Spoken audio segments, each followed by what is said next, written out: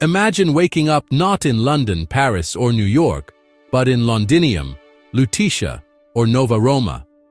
It is the year 2025, but the world you know is fundamentally different. The familiar flags of nations are gone, replaced by the single imposing standard of the SPQR, Senatus Populusque Romanus, the Senate and people of Rome. This is a world where the Roman Empire never crumbled, a single continuous civilization stretching from the misty shores of Hibernia to the deserts of Aegyptus. The historical event we call the Fall of Rome was not an end but merely a difficult chapter, a period of reform that ultimately strengthened the empire, allowing it to survive and dominate the globe for 2 millennia. The consequences of this unbroken continuity are staggering, touching every aspect of our existence, from the language we speak to the laws that govern us, and the very thoughts we hold. The world we live in today was forged in the fires of Rome's collapse. The fragmentation of the Western Empire in the 5th century AD created a power vacuum. This void was filled by new peoples, new languages, and new ideas, leading to the patchwork of kingdoms that would eventually become the nations of modern Europe. This process, often called the Dark Ages, was a period of immense upheaval and instability. Knowledge was lost, trade routes were severed, and grand Roman infrastructure, like aqueducts and roads, fell into disrepair. Our modern world, with its diverse cultures, competing nations, and separate legal systems, is a direct descendant of that collapse. Without it, the very concept of France, Germany, or Spain would simply not exist. They would remain as they once were, the provinces of Gaul, Germania, and Hispania. In this alternate reality, the story of humanity is one of centralization, not fragmentation. The challenges that historically weakened Rome, overexpansion, internal political strife, and external pressures, were met with innovative solutions instead of collapse. Perhaps a series of pragmatic emperors reformed the military and bureaucracy, or maybe technological breakthroughs allowed for better communication and resource management across the vast territories. The result is a planet united under a single, albeit complex, administrative system. The great historical movements that defined our world, the Renaissance, the Reformation, the Age of Exploration as we know it, would have unfolded within a Roman context, shaped and controlled by the central authority of the Eternal City, which itself might have moved several times to new capitals like Constantinople or even further afield. The implications of this single continuous political entity are profound. The idea of a world united under one rule has been a dream for many conquerors. But in this timeline, it is a simple fact of life. The constant wars that scarred Europe for centuries would have been averted, replaced by internal policing actions or civil disputes managed by the state. The sense of shared identity would be Roman first and foremost, with regional identities being secondary. Much like a Texan or a Californian today, still identifies primarily as American. This enduring empire would have projected its power and culture across the entire globe, creating a unified human experience that is almost impossible for us, the children of a fragmented world, to fully comprehend or imagine. The story of humanity would not be one of competing civilizations, but the long, complex, and ever-evolving story of Rome itself. One of the most dramatic consequences of a surviving Roman Empire would be the accelerated pace of scientific and technological advancement. The historical fall of Rome led to a significant loss of knowledge. Libraries were burned, engineering techniques were forgotten, and the organized, state-funded pursuit of knowledge largely ceased for centuries. In a world where Roman institutions endured, this intellectual decline would never have happened. The engineering brilliance that produced the Colosseum and the Pantheon would not have been a lost art, but a continuous tradition. Imagine Roman engineers, with their unparalleled mastery of concrete and logistics, systematically refining their methods over centuries, creating structures that would dwarf our modern skyscrapers and bridges that span entire seas, all built to last for millennia. The Romans were practical innovators, and their focus would have likely remained on technologies with clear civil, military, or economic benefits.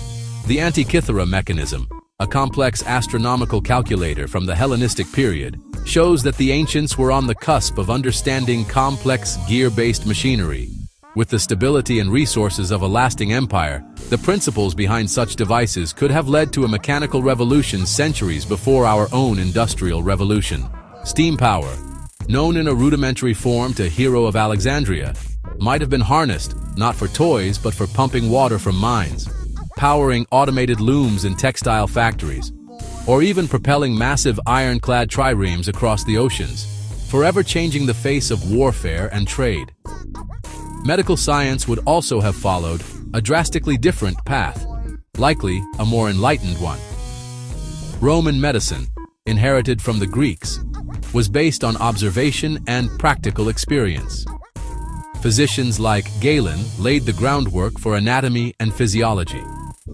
Without the societal collapse and the subsequent rise of superstition that hampered medical progress, the empirical Roman approach would have continued. Imagine Roman universities, or scholae, methodically pursuing anatomical studies, leading to an understanding of blood circulation by the year 600 AD instead of 1628. The Roman emphasis on public health, evident in their aqueducts and sewer systems, would have expanded, leading to early discoveries in sanitation and the germ theory of disease, potentially preventing the devastating plagues that repeatedly swept through our own history. This technological progress would be visible in every aspect of daily life. Communication across the vast empire would have been a top priority. A network of semaphore towers, similar to the later choppy telegraph, could have been established along Roman roads, allowing messages to travel from Britannia to Syria in a matter of days, not months.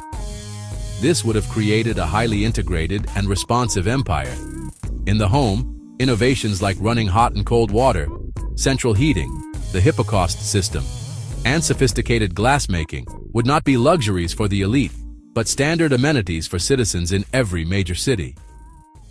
The Roman world of 2025 would be a place of breathtaking technological marvels, but these wonders would have a distinctively classical aesthetic, a fusion of advanced function and ancient form. In a world where Rome never fell, the political map would be unrecognizably simple. The very idea of the nation-state, a cornerstone of our modern identity, would be an alien concept. Instead, the globe would be organized into provinces, all administered from a central capital. The borders we know today would be meaningless lines on an old map. You would not be French, German, or Brazilian. You would be a Roman citizen from the province of Gallia, Germania, or Brasilia. This political unity would be maintained by the twin pillars of Roman power: the unrivaled legions and a deeply entrenched, sophisticated bureaucracy. The Pax Romana, the Roman peace, would not be a historical memory, but a present-day reality. An enforced global tranquility that has lasted for 2,000 years. The governance of such a colossal state would have evolved significantly. The old model of a single emperor ruling from Rome would be impractical. It is more likely that the empire would have adopted a more complex system, perhaps a tetrarchy-style model, with multiple co-emperors governing vast regions: the Occident, Europa, Africa, and the Orient, all under the authority of a senior Augustus. The Roman Senate might have evolved into a global representative body, with senators elected or appointed from every province, debating issues of imperial scope. This government would be powerful and interventionist. It would set trade policies, levy taxes, and enforce a unified legal code, Roman law, across the planet, creating a level of global integration that makes our own world look fragmented and chaotic. This enduring peace would have a profound impact on society.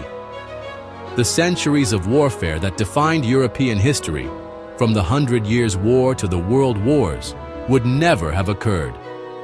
Religious conflicts like the Crusades or the 30 Years' War would be unthinkable in a state that either enforced a single religion or mandated tolerance. This absence of large-scale conflict would save countless lives and prevent the destruction of cities and cultures.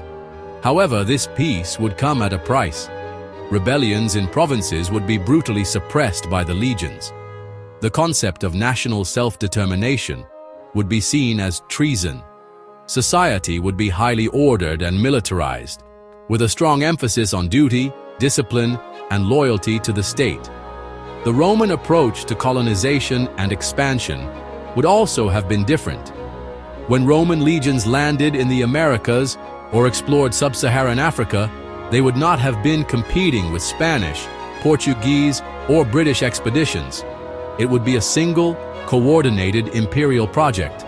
New territories would be methodically incorporated as provinces, with Roman roads, aqueducts, and cities being built according to a standard plan. Local cultures would be absorbed and Romanized, a process the Romans had perfected over centuries. While this might have been a less chaotic and genocidal process than our history's colonization, it would have resulted in a profound loss of cultural diversity, creating a far more homogeneous global culture under the inescapable influence of Roman norms and values. Olha, o panorama religioso de um Império Romano contínuo seria, sem dúvida, um dos aspectos mais fascinantes e imprevisíveis dessa história alternativa. No nosso mundo, o cristianismo ascendeu enquanto o Império declinava, e a fragmentação religiosa da Reforma refletiu as divisões políticas da Europa. Mas, se o Império tivesse permanecido unificado e forte, o destino do cristianismo poderia ter sido bem diferente. Ele até poderia ter se tornado a religião oficial, como aconteceu de fato, mas sua estrutura seria muito mais centralizada. Não existiria cisma entre Oriente e Ocidente, nem reforma protestante. Uma única igreja cristã, unificada, com sede em Roma e ligada de forma intrínseca ao Estado imperial, dominaria a fé global. O Pontifex Maximus seria uma figura de poder imenso, ficando atrás apenas do próprio imperador. No entanto, a vitória do cristianismo não era garantida, não. Um império romano forte e autoconfiante poderia ter reagido de outra forma diante dessa nova fé. A religião politeísta tradicional, com seu panteão de deuses como Júpiter, Marte e Minerva, poderia ter vivido um renascimento. Os imperadores, percebendo a utilidade política do culto imperial, talvez tivessem reforçado sua imposição, suprimindo com sucesso o cristianismo e outras religiões monoteístas consideradas estrangeiras. Ou, quem sabe, poderia ter surgido uma religião mais filosófica e sincrética. O culto a Sol Invictus, o Sol Invicto, estava ganhando força no século III e poderia ter se tornado a fé imperial dominante, misturando elementos do paganismo tradicional com um foco monoteísta que agradasse a diversidade do império. Outra possibilidade intrigante seria a sobrevivência e evolução do mitraísmo. Essa religião de mistério, popular entre os soldados romanos, tinha algumas semelhanças superficiais com o cristianismo, como um deus associado à salvação e uma refeição ritual. Em um império altamente militarizado, uma fé que celebrasse virtudes masculinas, lealdade e ordem, poderia ter encontrado patrocinadores poderosos e, eventualmente, superado seus rivais. A disseminação das legiões romanas pelo mundo teria levado os mistérios mitraicos a todos os continentes, estabelecendo templos subterrâneos, ou mitreus, do Amazonas ao Yangtze. O nosso quadro moral e ético seria completamente diferente, moldado pelos preceitos de uma fé que hoje conhecemos só por ruínas arqueológicas e textos obscuros. Independentemente de qual fé se tornasse dominante, a relação entre religião e Estado seria absoluta. O Estado romano sempre viu a religião como uma questão pública, parte fundamental do contrato social que garantia paz e prosperidade. Um império unificado não toleraria o tipo de pluralismo religioso e conflito sectário que consideramos normal hoje em dia. Seja uma igreja cristã centralizada, um paganismo renovado ou o culto a Mitra, uma fé seria promovida como pilar da unidade imperial. Dissentir seria considerado não apenas heresia, mas sedição. Isso criaria um mundo com muito menos guerras religiosas, mas também com muito menos liberdade de crença, onde a fé seria mais um instrumento de controle estatal, unindo os cidadãos em lealdade compartilhada aos deuses e ao imperador. Em um mundo governado por uma Roma eterna, a diferença mais imediata que você notaria seria o idioma. Caminhe por uma rua de qualquer grande cidade, da província da Britânia até a província da Sinai, na China, e a língua franca seria o latim. Só que não seria aquele latim clássico de Cícero, claro, mas sim um idioma vivo, em constante evolução, que teria incorporado palavras e expressões de inúmeras culturas ao longo de 2 milênios. Esse latim vulgar seria a língua do governo, do comércio e da educação no mundo todo. As línguas locais até poderiam sobreviver em áreas rurais, mas para participar da sociedade, conseguir um bom emprego ou até ler as notícias diárias transmitidas nas cronotelas públicas, seria preciso falar latim. A bela diversidade linguística do nosso mundo teria se perdido, substituída por uma única língua universal. A nossa cultura global seria completamente romanizada, sabe? Os valores de gravitas, dignitas e virtus seriam a base da sociedade. O entretenimento refletiria o amor romano pelo espetáculo. O Coliseu de Roma ainda existiria, não como uma ruína, mas como estádio esportivo de ponta, sediando corridas de bigas futuristas, com veículos de alta tecnologia e combates de gladiadores, que talvez tivessem evoluído para uma arte marcial de contato total, super realista. As termas públicas continuariam centrais à vida social, mas seriam complexos enormes, com vários andares, combinando spas, academias, bibliotecas e clubes sociais. Música e arte seguiriam formas clássicas, com ênfase em harmonia, ordem e realismo, talvez encarando a arte abstrata e caótica do nosso tempo como um sinal de decadência e falta de disciplina. Até os pequenos detalhes do cotidiano seriam diferentes. A moda provavelmente evoluiria a partir da toga e da estola, adaptadas para a vida moderna com novos tecidos e cortes, mas mantendo uma silhueta clássica. O foco seria mostrar o status social pela qualidade do tecido e pelos símbolos específicos da posição de cada um. A culinária seria uma fusão fascinante. Embora pratos locais existissem, uma cozinha imperial padronizada seria popular em todo lugar, baseada na tríade mediterrânea de pão, vinho e azeite, mas enriquecida com especiarias das Índias, batatas e tomates das Américas e técnicas culinárias de todos os cantos do mundo. O garum, aquele molho de peixe fermentado que os romanos adoravam, talvez tivesse se tornado um condimento global, tão comum quanto o nosso ketchup. A estrutura familiar também seria mais tradicional e patriarcal, baseada no modelo romano do pater familias, o chefe da casa que tinha autoridade sobre esposa, filhos e servos. Embora os direitos das mulheres pudessem ter avançado ao longo de 2000 anos, isso se daria dentro de um contexto que valorizasse o dever familiar e a estabilidade social acima da autonomia individual. A sua vida seria mais definida pela sua classe social e pelas expectativas da sua família. A cultura seria de comunidade pública e dever cívico, onde a identidade de cada um seria menos marcada pelas escolhas pessoais e mais pelo papel dentro da grande, eterna máquina do Estado romano.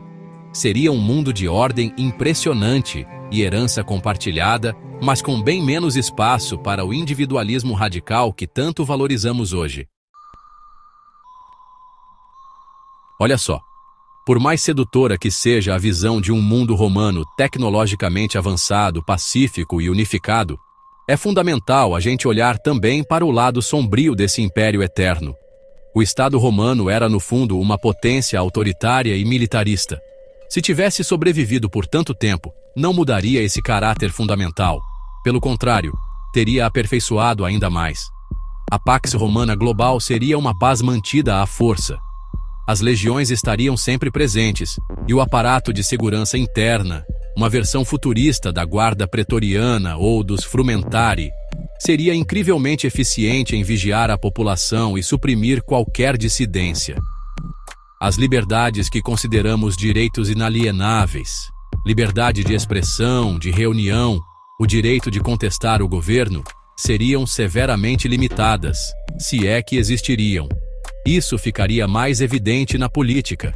A ideia de democracia, como entendemos, com representantes eleitos pelo povo, teria sido sufocada. O império até poderia ter órgãos representativos, como o Senado, mas o verdadeiro poder ficaria com o imperador e sua burocracia não eleita. Os cidadãos talvez até votassem, mas seria para cargos locais ou dentro de um sistema em que a autoridade suprema nunca estaria em questão. As revoluções políticas que moldaram o nosso mundo moderno, inglesa, americana, francesa, nasceram de ideias de liberdade individual e soberania popular que seriam ativamente reprimidas como perigosas e desestabilizadoras em um contexto romano. A vida seria estável e previsível, mas também politicamente estagnada. Além disso, a sociedade romana se baseava em desigualdade profunda e legalmente codificada. A estrutura rígida de patrícios, cavaleiros, plebeus e escravos teria evoluído, mas sua essência provavelmente permaneceria. A escravidão poderia até ter sido abolida formalmente, substituída por formas de servidão contratual ou uma classe permanente de trabalhadores com poucos direitos, os chamados humiliores. A imensa riqueza gerada pelo Império Global ficaria concentrada nas mãos de uma pequena elite hereditária, descendentes das grandes famílias senatoriais. A mobilidade social até seria possível, mas muito mais difícil do que no nosso mundo. O seu nascimento determinaria, em grande parte, o seu destino, criando uma sociedade de desigualdade profunda e inabalável. No fim das contas, fica uma pergunta profunda: esse mundo seria melhor? Teríamos um mundo sem grandes guerras, uma cultura global unificada e, quem sabe, um avanço tecnológico além do nosso. Talvez até tivéssemos colonizado o sistema solar sob a águia romana. Mas o que teríamos perdido? Perderíamos a vibrante diversidade de culturas e línguas do nosso mundo. Perderíamos o dinamismo intelectual que nasce da competição e da dissidência. E, o mais importante, perderíamos a própria ideia de liberdade individual, que foi a força motriz do progresso humano nos últimos 500 anos. A Roma eterna oferece uma visão grandiosa de ordem e unidade, mas pode ser uma gaiola dourada, um mundo em que a humanidade trocou sua liberdade caótica, vibrante e bela pela fria e previsível segurança sob a sombra da águia.